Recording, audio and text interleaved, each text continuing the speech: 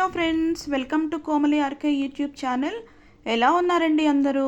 మీరందరూ బాగుండాలని మనస్ఫూర్తిగా భగవంతుణ్ణి కోరుకుంటున్నాను.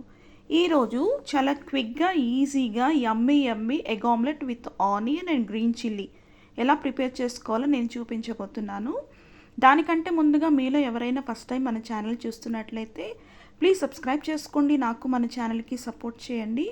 ఆల్రెడీ సబ్స్క్రైబ్ చేసుకున్న వారందరికీ థ్యాంక్ యూ సో మచ్. రండి వీడియోలోకి వెళ్ళిపోదాం.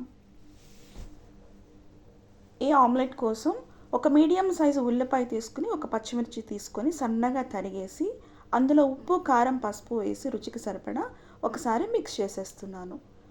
ఇప్పుడు ఇందులోకి 2 ఎగ్స్ తీసుకొని ఈ ఎగ్స్ కూడా బాగా కలిసేలాగా మిక్స్ చేసేయాలి. బాగా బీట్ చేయాలండి, మర్చిపోవద్దు. ఇలా మిక్స్ చేసిన ఈ మిశ్రమాన్ని పక్కన పెట్టేసుకోవాలి. ఇప్పుడు స్టవ్ వెలిగించి ఒక ప్యాన్ పెట్టి 3 to 4 టేబుల్ స్పూన్స్ ఆయిల్ వేస్తున్నాను. ఆయిల్ కొంచెం ఎక్కువే పడుతుందండి, లేకపోతే ఆమ్లెట్ రుచిగా ఉండదు.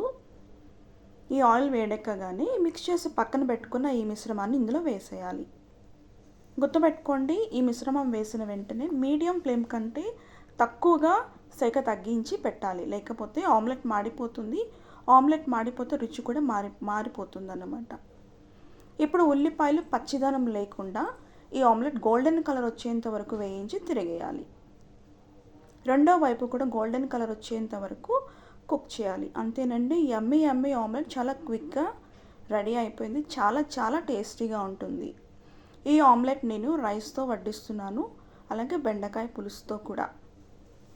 పులుసు కూరలతో, పప్పు కూరలతో, సాంబార్తో, రసంతో, ఆకుకూరలతో, ఈవెన్ పికిల్తో చాలా టేస్టీగా ఉంటుందండి. మీరు తప్పకుండా ట్రై చేయండి. ఈవెన్ కూరలు ఏమీ లేకపోతే కూడా ఈ ఉట్టి ఆమ్లెట్తో రైస్ మొత్తం ఖాళీ చేసేయచ్చు, అంత టేస్టీగా ఉంటుందండి. మీకు నచ్చితే కనుక తప్పకుండా ట్రై చేయండి. మన వీడియోకి లైక్ చేయండి, మీ ఫ్రెండ్స్తో కూడా షేర్ చేయండి. Thanks for watching.